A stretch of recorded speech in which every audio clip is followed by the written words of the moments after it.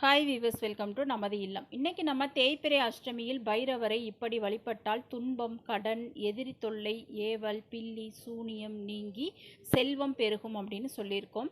அஷ்டமி திதியில் பைரவரை வழிபடுவது சிறப்பானதாக கருதப்படுகின்றது. அதுவும் குறிப்பாக தேய்பிறை அஷ்டமி நாளில் பைரவரை வழிபடும் பொழுது உங்கள் வாழ்க்கையில் இருக்கக்கூடிய துன்பங்கள் நீங்கி மகிழ்ச்சியும் செல்வ வளமும் கிடைக்கும் அப்படின்றது ஒரு நம்பிக்கை. மேலும் இந்த பண கஷ்டம், கடன் தொல்லை, எதிரிகளால் அளவுக்கு அதிகமான மன உளைச்சலில் இருக்கிறீங்க, யாராவது உங்களை பணம், சொத்து இதெல்லாம் பறிச்சுட்டு ஏமாற்றிட்டாங்க அப்படின்னா நீங்கள் முழுமையாக மனதார வழிபட வேண்டிய தெய்வம் கால பைரவர் தான். அவரை இந்த தேய்பிறை அஷ்டமியில் வழிபடும் பொழுது அந்த இழந்த அனைத்தும் உங்களுக்கு திரும்ப கொடுப்பதோடு அவர்களை தண்டிக்கவும் செய்வார் இந்த கால பைரவர். இந்த பைரவரை எப்படி வழிபடலாம், இந்த தேய்பிறை அஷ்டமியில் கோவிலில் எப்படி வழிபடுறது, வீட்டில் எப்படி வழிபடுறது அப்படின்றத பற்றி தான் நம்ம இன்றைக்கி தெளிவாக பார்க்க போகிறோம். அதுக்கு முன்னாடி மறக்காமல் நம்ம சேனலை சப்ஸ்கிரைப் பண்ணிக்கிறங்க வீவர்ஸ். வாங்க வீடியோக்குள்ளே போகலாம். இந்த மாதம் தேய்பிறை அஷ்டமி ஆகஸ்ட் 1ஆம் தேதி வெள்ளிக்கிழமை வருகின்றது. அன்றைய நாள் முழுவதும் தேய்பிறை அஷ்டமி இருக்குது. அதனால் அன்றைய தினம் நீங்கள் விரதம் இருந்து பைரவரை வணங்கலாம். சிவபெருமானின் ருத்ர வடிவம்தான் இந்த கால பைரவர். அதனால் நீங்கள் கால பைரவரை வணங்கும் போது சிவபெருமானையும் வழிபட்ட அந்த சிவபெருமானின் அருளும் உங்களுக்கு கண்டிப்பாக கிடைக்கும். அந்த பலனும் புண்ணியமும் உங்களுக்கு கிடைக்கும். சிவபெருமான் ஆலயத்தில் கண்டிப்பாக பைரவர் சந்நிதி இருக்கும். அங்கு போய் தான் நீங்கள் இந்த தேய்பிறை அஷ்டமிக்கு நீங்கள் வழிபாடு செய்ய வேண்டும்.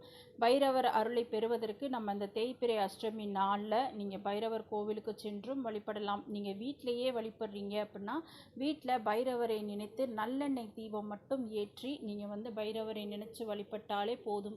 உங்கள் குறைகளை, மனக்குமுறல்களை சொன்னாலே போதும். நிச்சயமாக பைரவர் அதை காது கொடுத்து கேட்பார். அதற்குண்டான தீர்வினையும் உங்களுக்கு அந்த சந்தோஷத்தையும் கண்டிப்பாக கொடுப்பார். உங்கள் பிரச்சனைகளுக்கெல்லாம் ஒரு நல்ல வழியை காண்பிப்பார். வீட்டில் நம்ம சிவபெருமான் படத்திற்கு முன்பாக தீபம் ஏற்றி வச்சு வழிபடலாம். அதே போல் ஓம் கால பைரவராய நமக அப்படின்ற இந்த மந்திரத்தை நீங்கள் ஒரு 108 முறை சொல்லி வழிபட்டாலும் போதும். நிச்சயமாக அந்த கால பைரவர் உங்களை வீடு தேடி உங்களுக்கு கண்டிப்பாக எல்லா பிரச்சனைகளையும் தீர்த்து வைப்பார். இப்போது நீங்கள் கோவிலுக்கு போகிறீங்க அப்படின்னா அந்த தேய்பிறை அஷ்டமி அன்னைக்கு கோவிலில் பூஜைகள் நடக்கும். நிறைய தீபங்கள், பைரவருக்கு ஏகப்பட்ட தீப வழிபாடு இருக்குது. அதையெல்லாம் பார்ப்போம். நம்ம பைரவருக்கு செவ்வரளி பூ அல்லது மாலை வாங்கி கண்டிப்பாக சாற்றி அன்றைய தினம் நீங்கள் வழிபட வேண்டும். இந்த மாதிரி வழிபாடு செய்யும் பொழுது அவரின் அருளை முழுமையாக நீங்கள் பெற்றுவிடலாம். பைரவருக்கு நம்ம சொன்ன மாதிரி என்னென்ன தீபங்கள் ஏற்றலாம் அப்படின்றத பார்க்கலாம். பைரவருக்கு மிக முக்கியமான தீபம் என்ன அப்படின்னு பார்த்தீங்கன்னா பஞ்ச தீபம் ஏற்றி வழிபடுவது. இந்த பஞ்ச தீபத்தை ஏற்றுவதற்கும் ஒரு வரைமுறை இருக்குது. அது எப்படி அப்படின்னு பார்த்தீங்கன்னா 5 அகல் விளக்கை நீங்கள் புதிதாக வாங்கி கோவிலில் தான் இந்த தீபம் ஏற்றணும், வீட்டில் ஏற்றக்கூடாது. இதற்கு பார்த்தீங்கன்னா இலுப்பை எண்ணெய், விளக்கெண்ணெய், தேங்காய் எண்ணெய், நல்லெண்ணெய், நெய், இந்த 5ம் நம்ம வாங்கிக்கிறணும். 5ஐயும் 5 அகல் விளக்கில் தனித்தனியாக ஊற்ற வேண்டும். ஒன்றோடு ஒன்று கலக்கக்கூடாது, மிக்ஸ் பண்ணி ஊற்றக்கூடாது. 5 எண்ணெயுமே தனித்தனியாக ஒவ்வொரு அகல் விளக்குலையும் ஒவ்வொரு எண்ணெயை ஊற்றிட்டு ஒவ்வொரு அகல் விளக்குக்கும் ஒரு தீக்குச்சி வச்சு நம்ம ஏற்றணும். ஒரு தீபத்தில் ஏற்றிட்டு இன்னொரு தீக்குச்சியில், அதே தீக்குச்சியில் இன்னொரு தீபத்தை நீங்கள் ஏற்றாதீங்க. ஒவ்வொரு விளக்குக்கும் ஒரு தீக்குச்சி வச்சு நீங்கள் ஏற்றணும். இப்படி தான் பஞ்ச தீபம் ஏற்றி வழிபட வேண்டும். இந்த மாதிரி பஞ்ச தீபம் ஏற்றி நம்ம தொடர்ந்து ஒரு 5 அஷ்டமி 7 அஷ்டமி அப்படின்னு வழிபடும் பொழுது உங்களது அனைத்து விதமான துன்பங்களையும் பிரச்சனைகளையும் போக்கி விடுவார் காலபைரவர். அடுத்ததாக பூசணி தீபம் அப்படின்றது காலபைரவருக்கு மிக முக்கியமான ஒரு தீபம். பூசணிக்காய் சின்னதாக அங்கேயே விற்பாங்க. அதை பாதியாக கட் பண்ணி நடுவில் குழி பறித்து நீங்கள் நல்லெண்ணெய் ஊற்றி திரி போட்டு தீபம் ஏற்றணும். மஞ்சள் குங்குமம்லாம் வைக்கணும். அதே போல் தேங்காய் தீபம், மிளகு தீபம், இந்த மாதிரி நிறைய தீபங்கள் காலபைரவருக்கு இருக்குது. உங்களால் எந்த தீபம் ஏற்றி வழிபட முடியுமோ அதை ஏற்றி காலபைரவரை நீங்கள் வழிபடலாம்.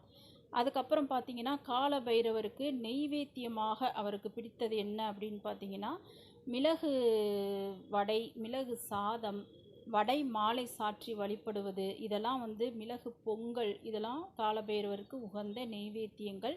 நீங்கள் ஏதாவது ஒரு விஷயத்தை வேண்டிக்கிட்டு அது கவலை பிரச்சனை போகணும், கடன் தீரணுமோ அல்லது வேறு ஏதாவது நல்ல விஷயம் நடக்கணும் அப்படின்னா இந்த மாதிரி நெய்வேத்தியத்தை நீங்கள் வீட்டிலேருந்து எடுத்துகிட்டு போய் காலபைரவர் சன்னதியில் வச்சு வழிபட்டு அவருக்கு வடைமாலை சாற்றினாலும் சரி, மிளகு கலந்த சாதமோ மிளகு வடையோ ஏதோ ஒன்று செஞ்சு அதை நீங்கள் அங்கே வரக்கூடிய பக்தர்களுக்கு கொடுத்து பாருங்கள். கேளுங்க, நிச்சயமாக அந்த விஷயத்தை நடத்தி கொடுப்பார் காலபைரவர்.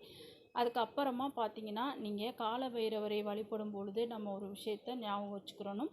யாரையுமே நம்ம வந்து பழிவாங்குவதற்கோ, அவங்கள வந்து வீண் பழி சுமத்தியோ, அவங்கள வந்து நல்லா இருக்கக்கூடாது அப்படின்ற மாதிரியோ நம்ம வேண்டவே கூடாது என்றைக்குமே காலபைரவரை. நமக்குரிய நியாயத்தை மட்டும்தான் நம்ம வந்து காலபைரவர்கிட்ட கேட்கணுமே தவிர, அடுத்தவர்கள் வந்து கெட்டு போகணும், அவங்க கஷ்டப்படணும் அப்படின்னு நம்ம கேட்கக்கூடாது.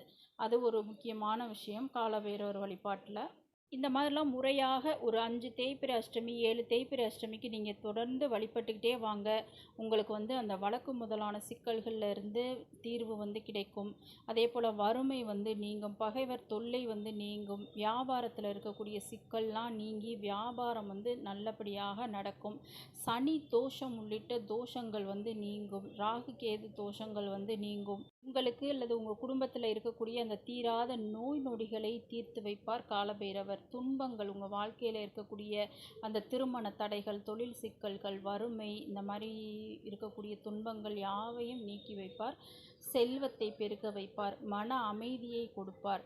இந்த சத்ரு தொல்லைகள் வந்து கண்டிப்பாக உங்களுக்கு வந்து நீங்கும். இந்த மாதிரி ஏகப்பட்ட நன்மைகள் வந்து இந்த காலபைரவரை தேய்பிறை அஷ்டமிக்கு நீங்கள் வழிபாடு செய்வதன் மூலம் நீங்கள் கண்டிப்பாக பெற்றுக்கொள்ளலாம். காலபைரவரை முழுமையாக நம்பி ஒவ்வொரு தேய்பிறை அஷ்டமிக்கும் நீங்கள் வந்து வழிபாடு செய்யுங்க. வளர்பிறை அஷ்டமியை விட நம்ம கஷ்டங்கள்லாம் கவலைகள்லாம் காணாமல் போகணும் அப்படின்னா, அந்த தேய்ந்து போகணும் அப்படின்னா, தேய்பிறை அஷ்டமியில் பைரவரை வந்து வழிபாடு வந்து செய்யுங்க. உங்களுக்கு வந்து செல்வம் பெருகணும், நல்ல விஷயங்கள்லாம் மேலும் மேலும் பெருகணும் அப்படின்னா, நீங்கள் வளர்பிறை அஷ்டமிக்கு பைரவரை வந்து வழிபாடு வந்து செய்யுங்க. இந்த மாதிரி நீங்கள் உங்களால் முடிந்த அளவுக்கு பைரவருக்கு என்னென்ன செஞ்சு வழிபாடு செய்கிறீங்களோ, நிச்சயமாக உங்களுக்கு அந்த காலபைரவரின் துணை எப்பொழுதும் இருக்கும். ஓம் காலபைரவராய நமக. இது மாதிரி பல பயனுள்ள தகவல்களை தெரிந்து கொள்ள மறக்காமல் நம்ம சேனலை சப்ஸ்கிரைப் பண்ணிக்கிறங்க வீவர்ஸ். தேங்க்யூ.